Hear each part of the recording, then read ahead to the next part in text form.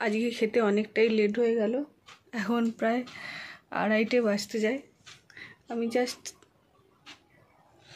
চান করে এসেছি, মানে তারপরেই দেখি ও উঠে পড়েছে, তাই জন্য ওকে খাওয়াতে গিয়ে আবার ঘুম পাড়িয়েছি। এখনও আমার গলা শুনে টুই টুই করছে।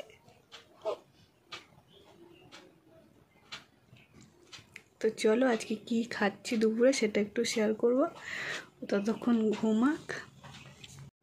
এখনও কিন্তু সেই আগের মতন ট্রিটমেন্ট অনেকটাই চলছে। তো ভাত আছে, ভাতের পরিমাণের সমান আজকে কলা ভাজা হয়েছে এতটা, তাও আজকে দিদা বলছে নাকি কম করে করেছে, অন্যদিন নাকি আরও বেশি করে করে পেঁয়াজ দিয়ে ঘি দিয়ে করা। আর এখানে কড়াই শাকের চচ্চড়ি, আর হচ্ছে আজকে চারাপোনা মাছ দিয়ে সব আনাজপাতি দিয়ে ঝোল হয়েছে।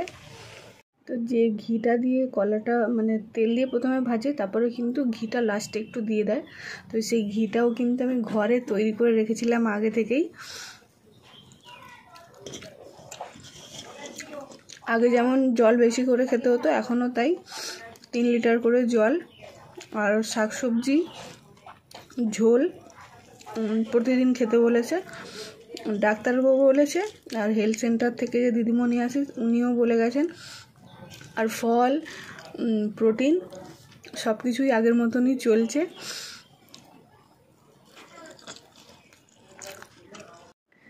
এখন আর বড় ভিডিও করার সময় পাই না, আর আমি কোনো নেই যে বানাতে চাই বা বানাতে হবে এরকম।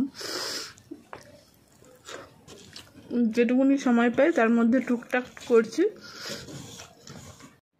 নর্মাল ডেলিভারি হোক কিংবা সিজার হোক, এই কলা এগুলো চিনি কলা মানে কাঁঠালি কলা একদম যে কাঁচা অবস্থায় দিদাই এনেছে,